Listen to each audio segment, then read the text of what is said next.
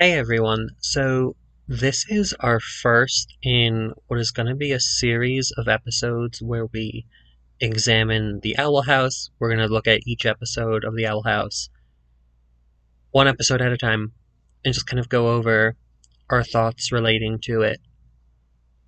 Anything that we notice that we think is interesting, really. So, we're super excited to share this with you. I know we here on Determination, Deliberation, and Dragons really love the Owl House, so hopefully you enjoy it too. Once we get through the entirety of the show, we'll probably move on and talk about other things. We might discuss other shows, other books, movies. It really depends. We'll see what we end up doing. But yeah, just hopping on here to let you know. We'll still do our main episodes where we workshop our stories and talk about other stories and do non-Owl House related things. So don't worry about that.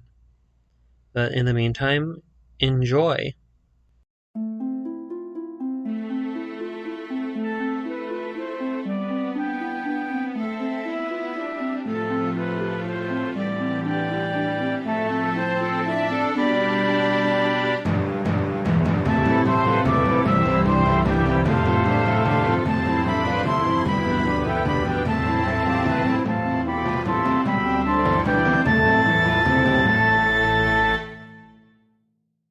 Hello, everyone, and welcome to another episode of Determination, Deliberation, and Dragons. I am Peter. I'm kind of losing my voice because I've been yelling at kids all week up here in Maine, so apologies about that.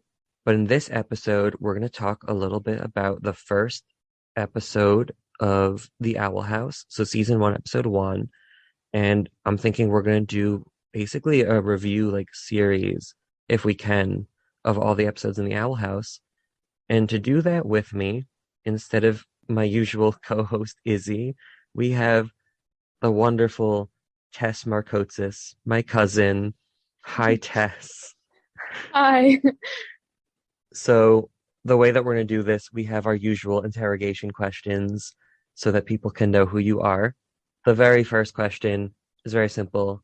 Your name and pronouns if you so choose to share.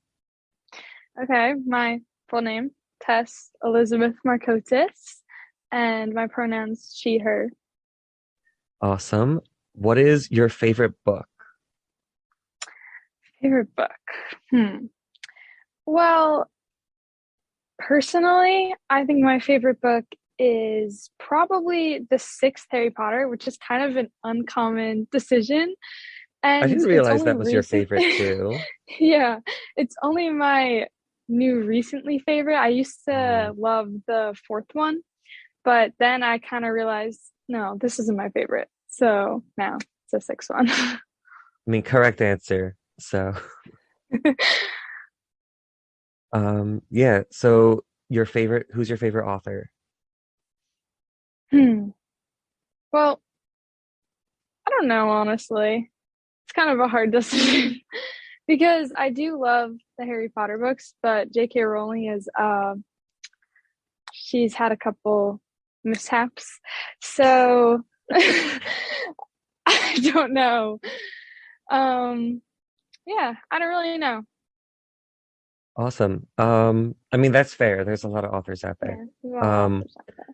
okay, I have two more questions. Oh, I feel like I should have mentioned this first because when Izzy and I introduced ourselves, we talked about what we study, what we'd studied in college. Oh, And obviously, so Tess is not quite there yet. You're in eighth no. grade? Ninth grade. Ninth grade. Okay. Yeah, no, but Tess is amazing and she has a lot of interesting things to say about writing and stories. So, Thank you. yes. Okay, so our last two questions. This one is kind of open-ended, just what is a fun fact about yourself? My favorite color is green. I don't know. It's a fun fact, I guess. That is amazing and very, very pertinent to the Owl House. Um, Definitely. because the one of the best characters' hair is green. So, Mhm. True. I um, didn't even think about that. yeah. So, and the last question. why, so this is a podcast about creative writing and like stories. So why do you like writing or reading stories or watching stories? First of all, I am not that good at writing, so I think the fact that people are able to do it, I'm just so impressed by that. Like, I think being able to read that and experience that because I'm not able to is just good for me. I don't know. That's why I like it. Also, I mean, I've never read your writing, but like I've heard some of your ideas and they're very fun. I'm still remembering like the General Grievous, like diner where he's like a chef. I think that was a few years ago. Yeah. Yeah. I'm good at thinking of ideas, but not really good at like expressing them through writing. But I think that other people are able to do that, especially you, like so well, is just, I'm jealous. I mean, have you ever read my like actual stories? Yes, I have read. Oh, okay. I need to, okay, we'll check in about that later because I don't remember. Okay. Um, no, writing is super hard. You'll get there too. Like I'm still not there. So it's rough. But anyway, so moving on, like I said, we'll be talking about the first episode of The Owl House. And I thought we would do like a recap of the episode and just like talk about what happens. Do you want to summarize it? I don't know if I'm gonna do too good at this. You can take over if need be. So basically the episode starts with this girl. Her name is wait. I always forget her name. Is it like Lou? I don't know how to Luz no seda. Luce. Okay. Luz. So her name is Luce. And she's in the principal's office, and basically they're like, "Oh, you're too weird. You have to tone it down a bit." And the mom's like, "We're gonna have to send you to this in the box summer camp so that you're not as weird anymore." And she's like, "Oh, I just want to like read my anime and be normal and just like live my life and do what I want."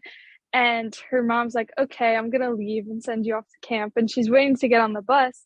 And then an owl steals her book and she follows it into this like abandoned house. And she goes through this door and she meets the owl lady.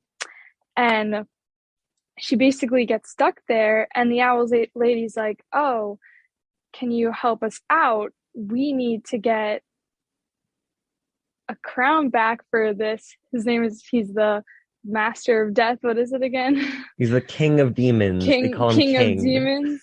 They call him King. And he's this cute little like puppy looking thing. He has horns, and one's broken. With a skull. He looks And like the yeah, Pokemon Cubone. you know, he is definitely does not look like any evil type thing. He's very cute.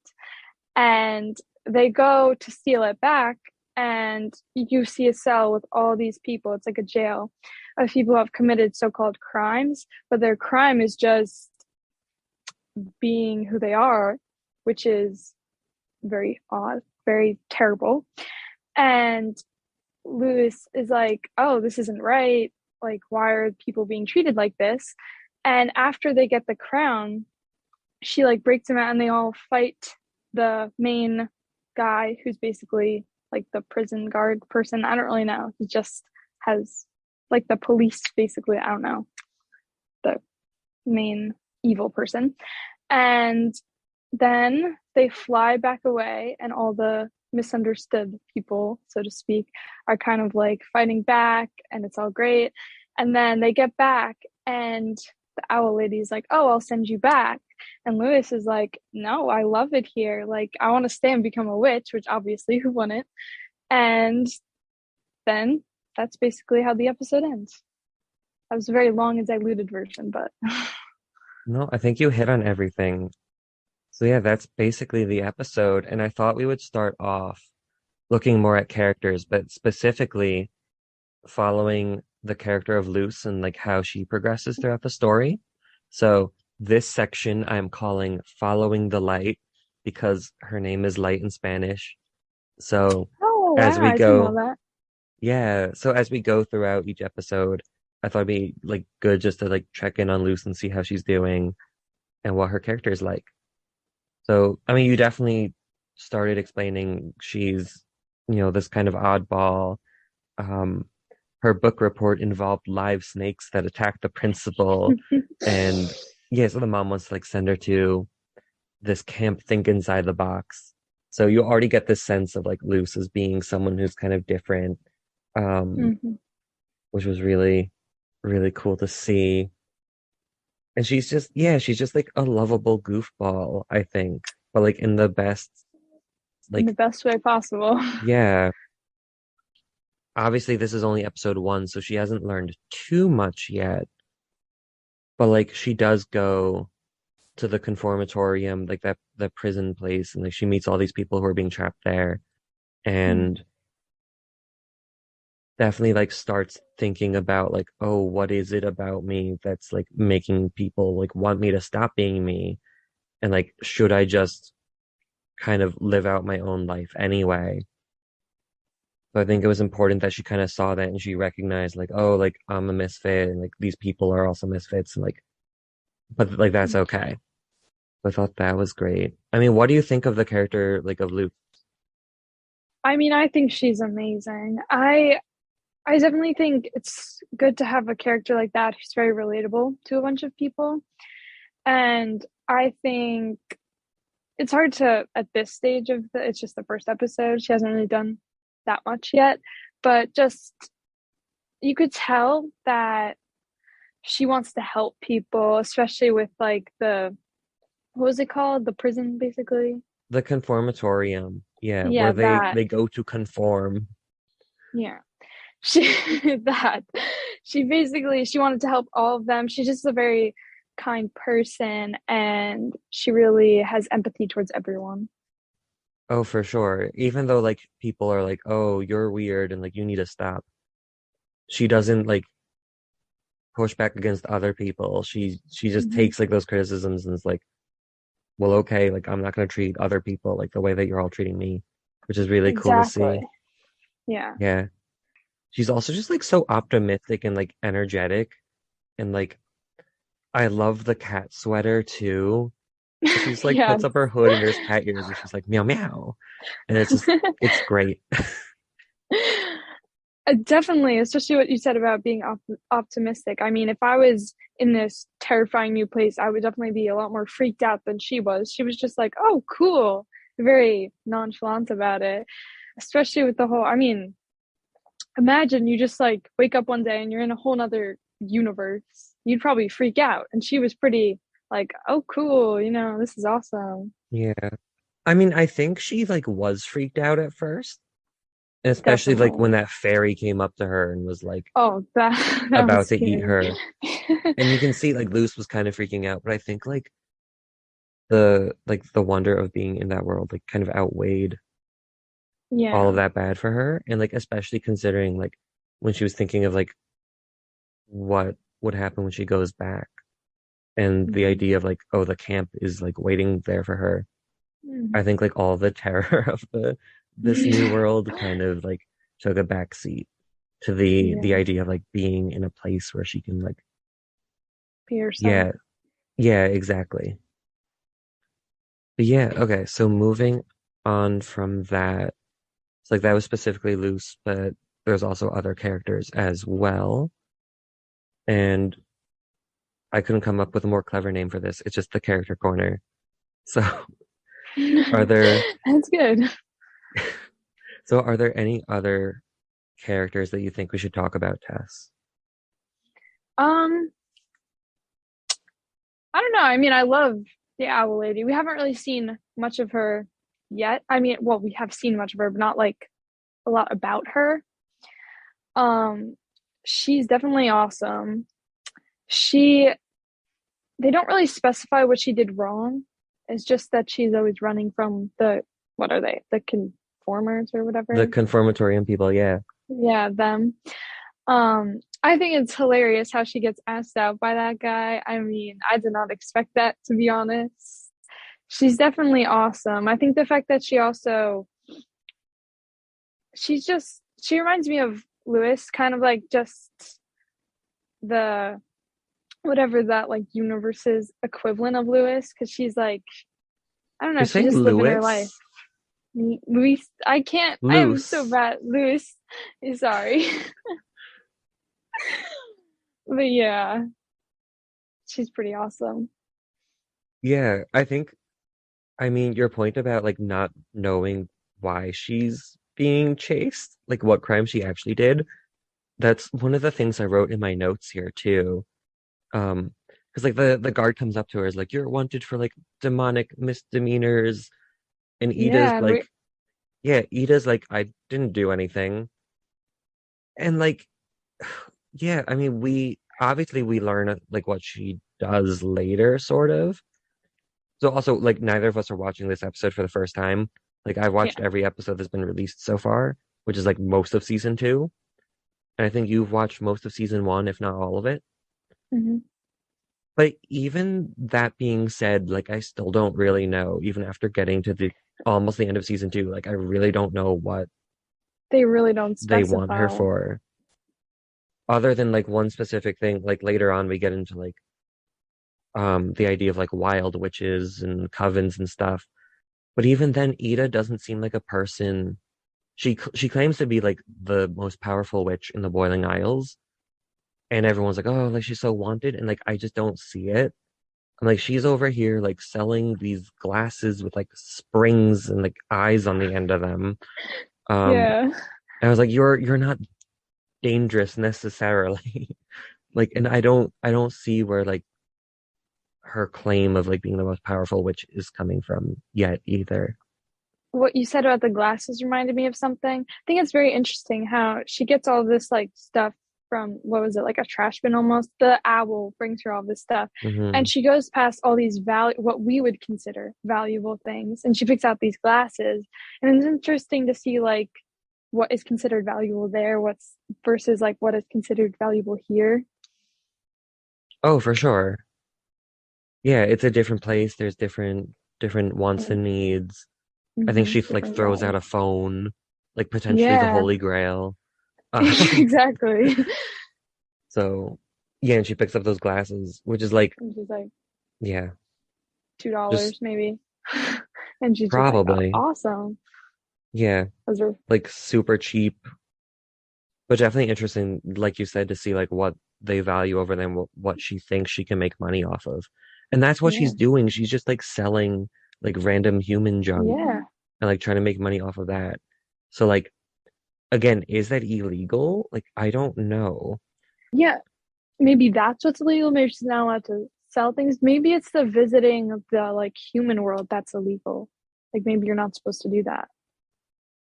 Oh, I don't know. I mean, but I don't know if anyone knows that she has the portal. Oh, so also she has a portal to go to the human realm and like back to the Yeah, demon realm. So yeah, I don't know who knows that she has it though. I don't know. She's a mystery. Yeah. And Owl House, like, I love it, but it can be a little bit inconsistent sometimes. And Yes. I think that's one of the things. So another character, Hootie, um, who's this giant like owl tube thing that like protects the owl house. So we're introduced to him too. And like he's a character who I did not like until like halfway through season one because his character I think is super inconsistent, where he like starts off like kind of this mean, grumpy door guardian thing, and then he becomes like this lovable, like Yeah. strange, um, like a more cutesy type of character. So yeah, Yeah. I did not like him in this episode or in like the next I couple episodes. I'm gonna be honest.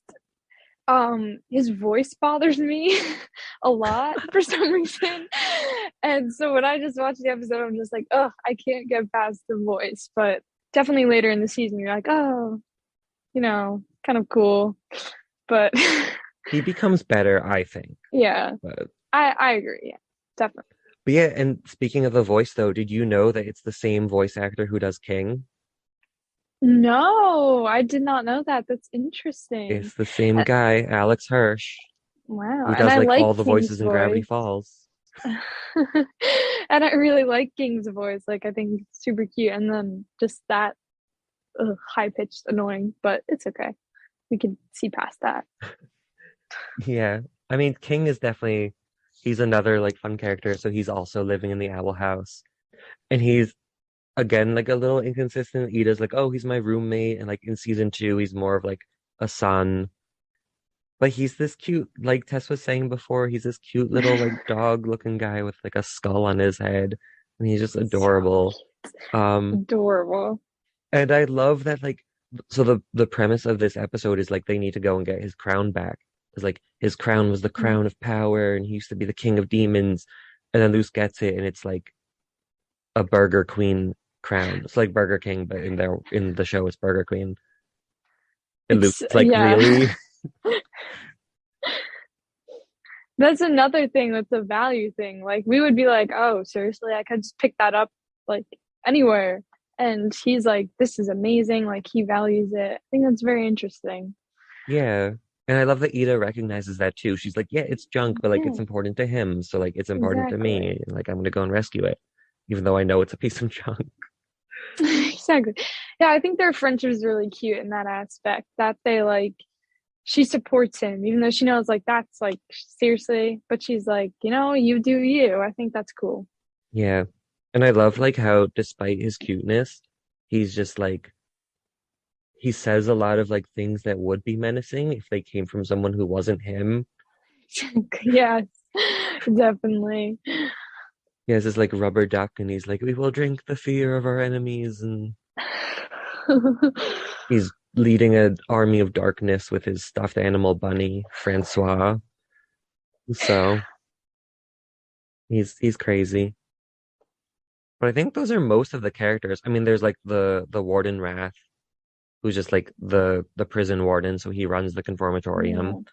and he's kind of a scary, shape-shifting, fire-breathing monster thing. But he's not really that important of like a character. He's just there to be, to have conflict. So I think we'll move on then, unless you have anything else to add. I think that's pretty much covered it. Okay. So we're going to move on to another category, which will be super short this episode. Still another character. So my favorite character in the show is Amity Blight. And I wanted to have like a section to like talk about her. I'm calling this section Amity O'Cramity because that's a thing that Luce says at some point. Um, and for this episode, Amity isn't in it, so we will move on. But we'll do this in future ones. Yes, very short section, definitely. Yeah. So the next section that I wanted to talk about is the Boiling Isles Travel Advisory, what you need to know before you book your trip. And just like talking about the setting of like the show and what we're seeing so far. Because it's a new place and I want to talk about it. So Tess, what did you think of the Boiling Isles? It's very interesting. It's like there's a lot of different settings almost. It's like wherever you go, it kind of looks different. Um, I don't know. I thought there's definitely a lot of like this is less on setting, but there's a lot of different like types of creatures. I don't really know what you would call them. Definitely a wide variety. Some you can't even tell what it is, especially like the fairy. I thought that was so funny because it looks so like dainty, and then it's like, oh, I'm gonna eat your skin. It's terrifying. Um, I don't know. I don't really remember much about the setting. I mean, it is kind of a chaotic setting, and I think it took definitely the first time I watched it, I think it took me a while to like start figuring out the geography of the Boiling Isles. The name's very interesting, definitely. Yeah. I can't remember in this episode, do we learn that like the Boiling Isles, like the continent they're on, is like the bones of a fallen titan? Or is that next episode? Or the third? It That might be the third episode. yeah, I don't think we got there yet. Okay. Yeah. So never mind. Um, but definitely like the landscape, there's a lot of like bones and things sticking up because like it is, Definitely, yeah. yeah, it is like the body of like this old creature called a titan. And yet the area is just like really chaotic and like there's all these different like demons that are running around and doing their own thing. It looks like people just get eaten on a daily basis, which was kind of, Yes. yeah, That's definitely interesting. yeah. It's like you have the fairy who's like trying to eat loose. Luce like turns on that TV for Ida, and people are like, "Can I eat the tiny person inside of that box?" Um, and there was a guy who was like selling ice cream, and like the ice cream ate the person who bought it. So like Yep. that was super crazy. Yeah, it kind of looks like this weird, like like kind of old-fashioned-y, like I don't want to say like medieval necessarily, but almost like there's these wagons and Yes. the landscape kind of looks like that, and they have like this marketplace, but like this weird, like demonic medieval type of place. Yes, it's definitely not as modernized. Like there's no like cars or cell phones or anything that we've seen thus far. Um, yeah, I get that medieval thing though. It is kind of an like old vibe to it. Yeah. So, I mean, definitely we'll see what all the other places like there look like as we continue on. But yeah. So, is there anything else about the place? I mean, they have the conformatorium, so they put people in there who like can't fit into society, which is kind of crazy because it looks like no one fits in there and it's all just like chaos. So like Yeah. again, what does that even like what's even happening with that? Yeah, Um what's the measure of like what's not correct? Because honestly, from what we've seen, they don't seem that different from the people that they passed when they were walking through like town or whatever. yeah, it's kind of like incomprehensible and just like super arbitrary, but like maybe that's the point too, because like a lot of Mm. things like in our own world that we're seeing people kind of like ban and or like just try to push out of our society is like usually just doesn't make sense. And you're like why are you trying to ban like this in the first place? Like it doesn't impact you, like it's someone else's deal. Yeah, maybe that's the point. It's just like chaotic and doesn't make sense for that reason. Yeah, definitely. Yeah. So be aware if you do go on a trip to the Boiling Isles, do some heavy research into like what you can and can't do there because we have no idea. The next section is going to be called Witch Training, and I thought we'd just like discuss the magic of this place. And we'll have more like there's more things that we'll learn like moving forward. Uh right now, it's like I don't think we got a good sense of the magic. We just learned that there is magic. And Yeah, yeah, yeah, I think mainly the only magic we saw was when she did like the portal thing. He shot fire at her and she went like ooh and made a little portal and then it shot back at him. So I think that's just about what we've seen. yeah, she made like a circle um and like shot the fire back. Mhm. Like I don't think the Warden Wrath like made a circle to like shoot the fire at Ida. So like eventually we learn that like circles are super important to magic. But Mhm. right now we see that like some magic can happen if that even if the fire is magic, which like I don't know if it is yet. So there's that. And I love one of the moments that I really liked though was with the magic flying stick, like the staff, and Luce is like trying to fly on it and she's like trying to figure out what to say to make it move. And like I think this is shot like such a call out to Harry Potter, where she's like expecto like flying something. And she tries all these like different magic-y sounding words, and then Ida's just like gun it flying stick. So definitely magic doesn't it's not like definitely not what Luce expected it to be, and not exactly what I expected it to be either when like I first saw this. I thought it was funny. Yeah, definitely.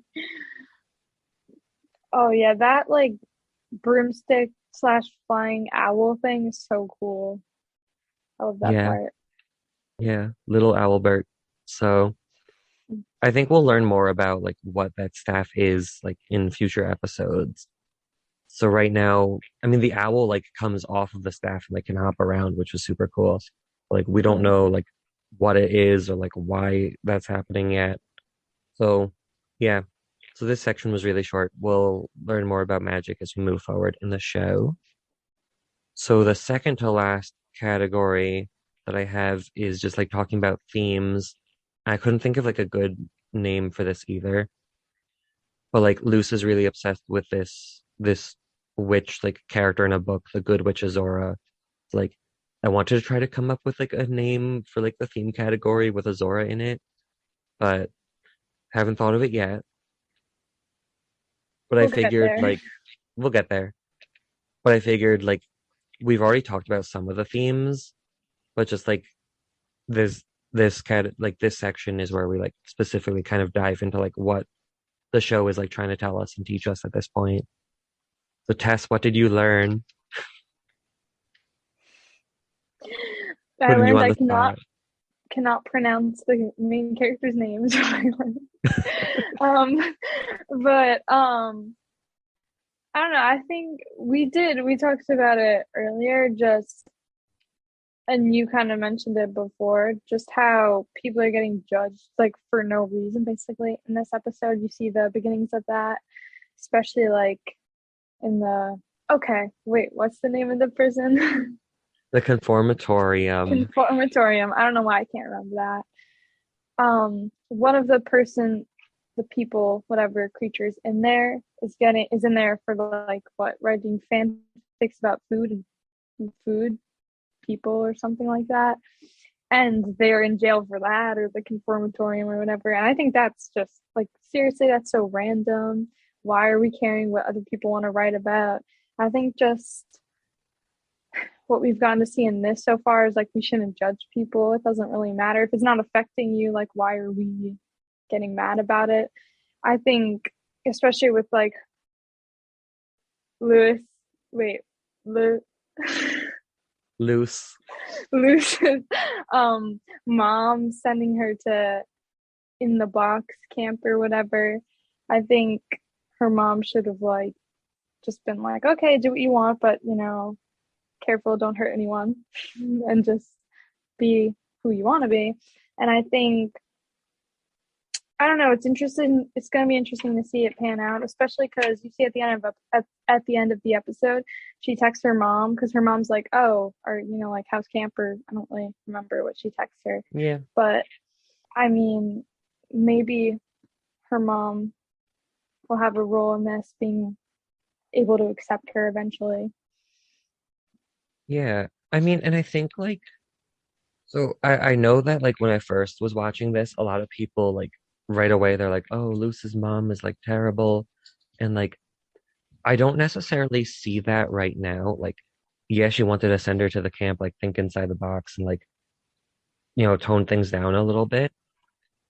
Like in her defense, Luce did bring live snakes to school that ended up attacking like some students and the principal. Definitely. And yeah, and I think like the main thing she was concerned about when she was, they're waiting for like the bus to come and like pick her up for camp. She was like, "Oh, do you have friends? Like, you know, this is an opportunity for you to make friends." Yeah. And I don't know, like obviously I think the mom like could do a little bit more of just like talking with Luce and like really trying to understand her. Um, Yeah. but I think her motives are like, good and like super fair. I definitely agree with that. I think the mom wants to understand her. I think she wants to like help her. She's trying to do what's in her best interest, like what she thinks is in her best interest.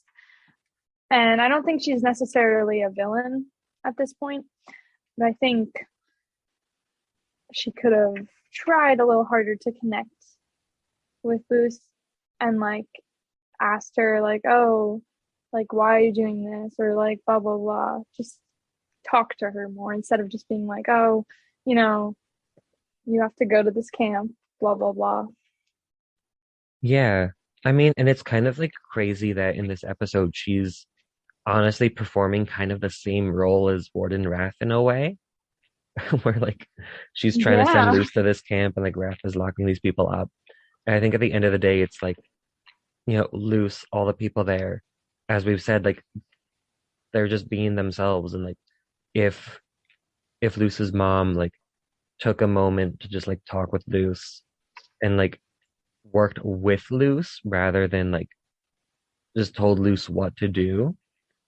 And same thing like with Warden Wrath, if he like if there was a program of like helping these people. Like, I don't know, like maybe there's support groups or something, or um, I mean, not that again, nothing that they do like needs a support group necessarily.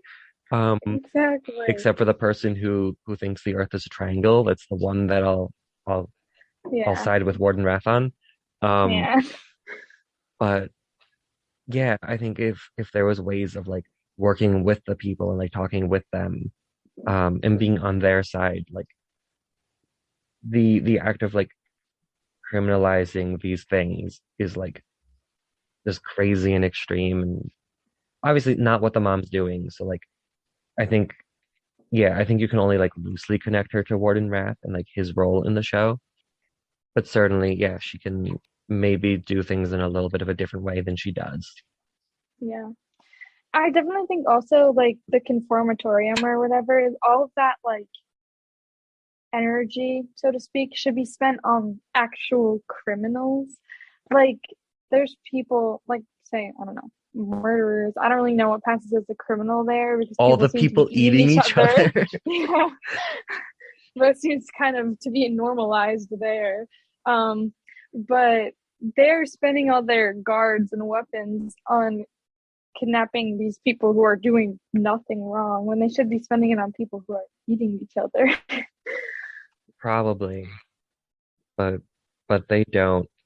And kind of the last thing that I wanted to touch up on in this section is like so the Triangle Earther person who's this like I think her character is called like Tiny Nose. Yeah, she at one point she says self-doubt is a prison you can never escape from because like Luce is like, why don't you all just fight back? And she says Tiny Nose says that. And I think like that even more so than like Warden Wrath and like Luce's mom, I think self-doubt is kind of like the main villain of this episode. And like the concern is like Luce falling into that. Like right now she's someone who like really just believes in herself and is like, yeah, what I'm doing, like I enjoy what I'm doing.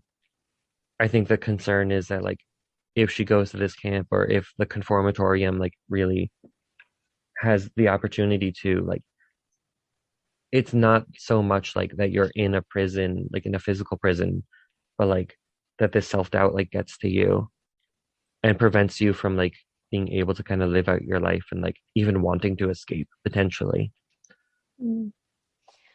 Yeah, you definitely see that in the like so-called prisoners when Luce is like, "Oh, I want to help you guys." They're all just like, save yourself while you can. They're kind of like, "Don't even try."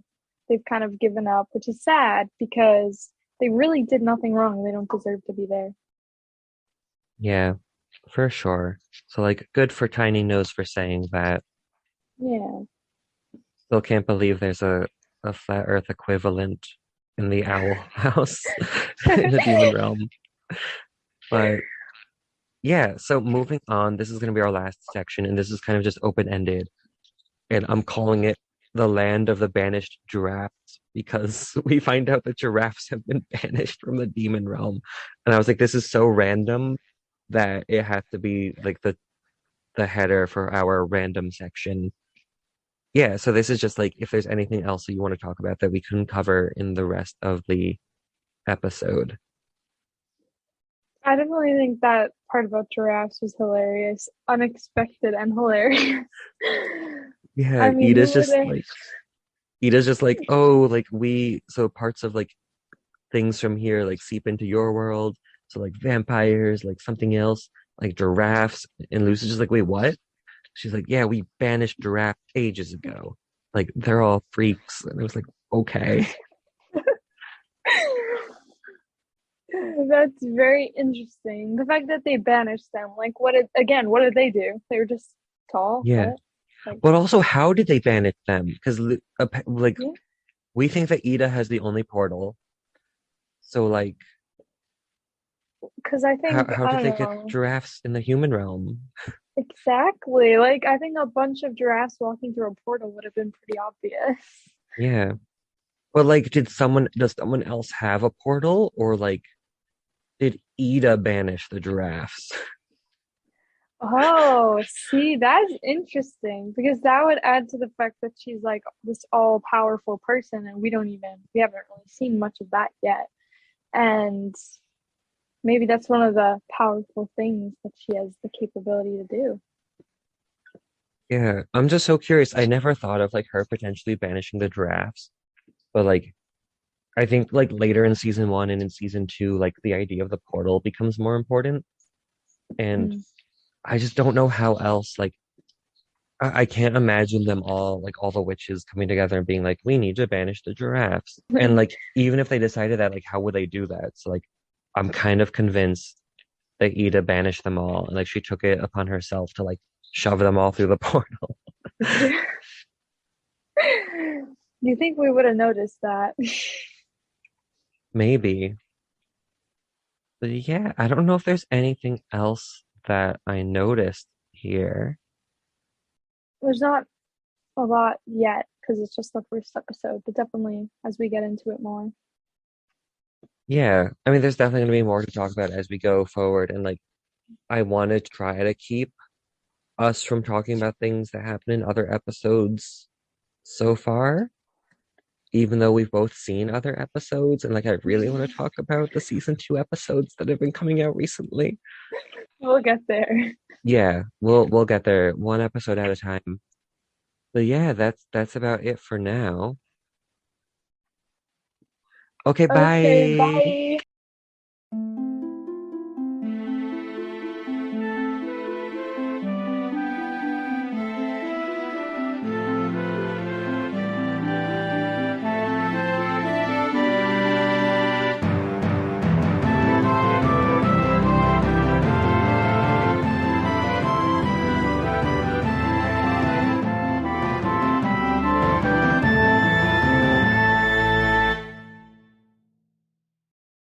Should that be the closer or is it awful?